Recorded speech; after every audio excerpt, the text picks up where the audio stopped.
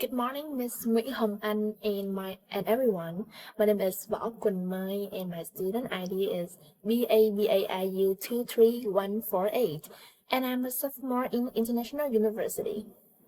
The purpose of this talk is to help you to understand a topic that has sparked debate worldwide and the dominance of big tech companies like Amazon, Google, and Facebook and their impact on the market. I divided my presentation into 4 parts. The first is the introduction. Second is the case study summary. Thirdly is the question and answer. And finally is the conclusion. If you have any questions, please wait until the end of my presentations.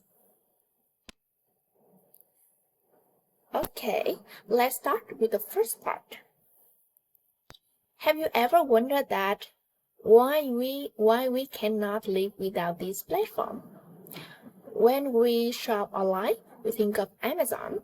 When we need to search for something, we go straight to Google.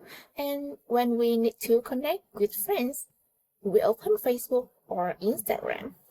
These companies are everywhere, not just because they offer good service, but also because they use strong business to stay ahead.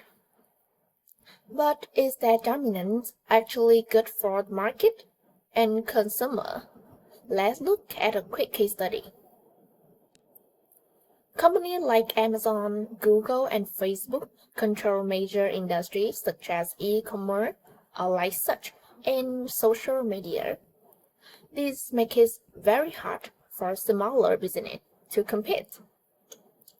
They buy out potential competitors, adjust algorithms to favor their own products, and use customer data to maintain their power.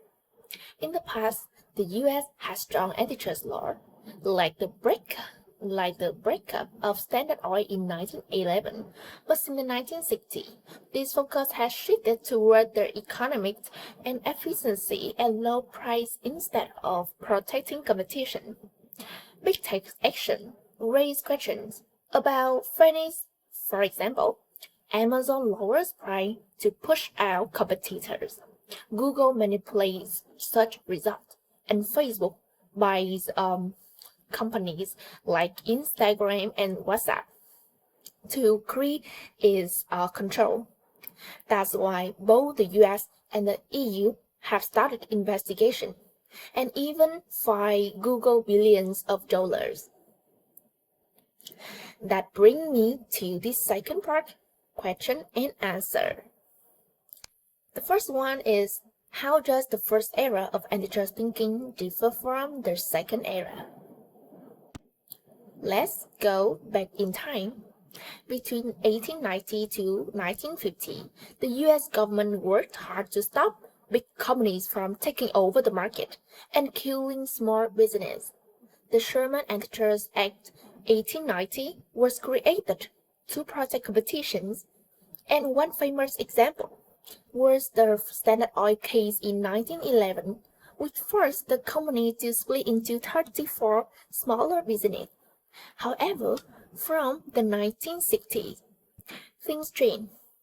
Instead of worrying about companies getting too big, the government started focusing on their efficiency and low price. If a company could provide better products at lower price, it was not seen as harmful, even if it controlled most of the market. This trend allowed big tech to grow without many restrictions. That's why today, when we talk about social media, we only think of Facebook and Instagram instead of many different platforms. That brings me to the second part. What is the natural monopoly, and how has the United States dealt with natural monopolies? Now, let's talk about the natural monopolies. This happens in industry that require a lot of money to start, like electricity, railroad, and telecommunications. In the industry, Having fewer companies actually makes things more efficiency because too much competition could mean worse than result. But when only one company controls everything, it can also abuse its power. To fix it, the US government has taken two main approaches. The first one is the regulating price and service, making sure companies don't charge unfair price or provide poor service. And the second one is the breaking of companies. If a company becomes too powerful, it might be split into smaller ones. And for example, AT&T was broken in 1984 to create competition in the tele industry. However, big tech is different from traditional natural monopolies. They do not need huge amount of money to start, but once they get big, they control the market in ways that make it hard for others to compete. That's why we need new ways to regulate them. Next, let's talk about the benefit. What are three possible solutions to the market dominance and anti-competitive behavior of Facebook, Google, and Amazon? Experts have suggested three main solutions to limit the power of big tech. The first one is the stricter rule on the merger and acquisitions. Imagine if Facebook had never bought Instagram and WhatsApp. The social media market might be more diverse today. When big companies buy their competition, they remove choice for consumers.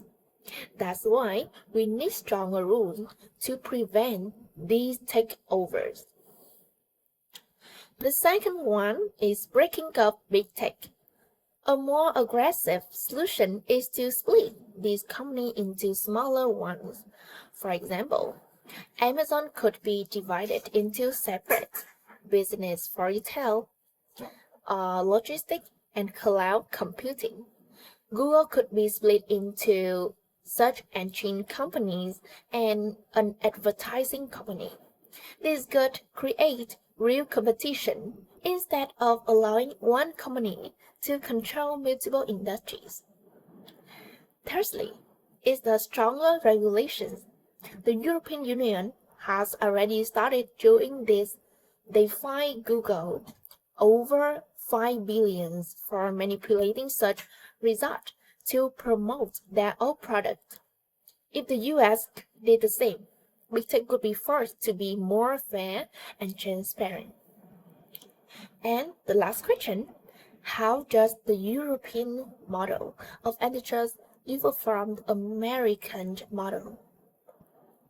Now, let's look at how the US and Europe handle antitrust laws differently. The US focuses on the price and efficiency.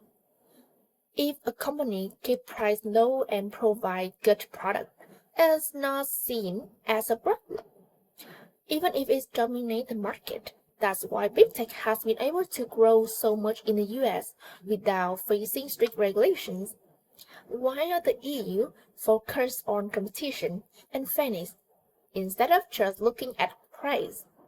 European regulators ask, is the company stopping others from competing? That's why the EU has fined Google, Amazon, and Facebook multiple times for breaking competition laws. And data privacy is also stricter in the EU. Laws like GDPR make sure that companies protect user data. In contrast, the US still struggles to create strong privacy law. To sum up, big tech's dominance is a big challenge for antitrust laws, while the US has taken a more relaxed approach.